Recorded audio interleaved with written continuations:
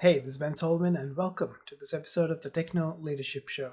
In this episode, I want to talk about something that we probably hate, but is something that we need to deal with in a lot of the organizations that we are going to work in, regardless of us being entry level professionals, management professionals, or even executive leadership. The reason is it's office politics. Office politics is a complex and complicated affair.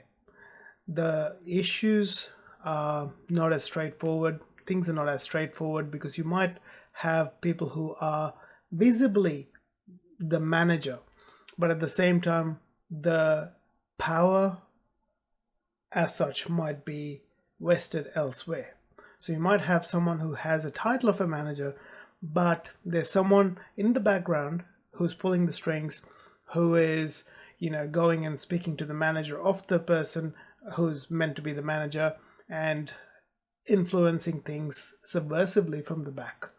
And as much as we don't like it and don't want to participate in it, it's something to be aware of. Time and time again, when I've not paid attention to it, that has come to bite me in the backside, because no matter how great the organization is, there are some critical people behind the scenes that are more influential, and you need to see and understand who they are and what kind of influence they hold in being able to do your job effectively. So if you're a tech manager or even tech exec, even within that exec suite or management layer, you'd have certain people who have a higher sort of influence. And beyond that, you might even have people who may not have management in their titles, but they are quote unquote friends of the owner, friends of the CEO, whatever it might be, who have quiet influence behind the scenes. So if you are going into a new company, into a new role, whether it's in tech or tech management or executive leadership, take some time to understand where these influencers are. Who are they? What kind of influence they hold, even if their position titles may not have anything obvious to say about it. And once you know them, get to know them on a personal level. Every time I've skipped this for any reason, it's gotten me into trouble, because I might do the best work, but because I haven't identified these quiet influences in the back, and they don't directly see the work that I do, they don't get the right information that then goes up to the powers that be, who think that certain things are not getting done or certain things are not getting done by myself or my team.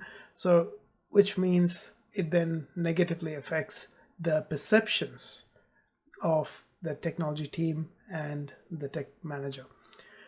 So, in those sort of circumstances, knowing who these people are and keeping them in the loop, even if it's not, you're not directly, reporting to them, but you're rather having friendly chats with them. And while you're having friendly chats with them, you slide in a few things about how things are being done in the background, how projects are being implemented in the background, and what benefits those things are going to have on the overall business and the growth of the business, and even in that person's position. So all of that then gives them a feeling of being fed the gossip, if you want to look at it that way, or the positive aspects of what's going on, so that then quietly goes behind the scenes to the CEO or the manager of the manager and trickles down as positive feedback, which sets off a positive loop for you, for your team, and for everyone involved. And as much as I hate playing that politics, understanding it and using what you can in a positive manner is all you can do. maintaining perceptions is an important part of being in management and in executive leadership, and it takes a lot of work to do that effectively, and knowing who to influence and persuade appropriately so that they then help build that positive feedback loop for you, for your team, and for everyone else involved. So hopefully that gives you some idea of things that are going on in the background.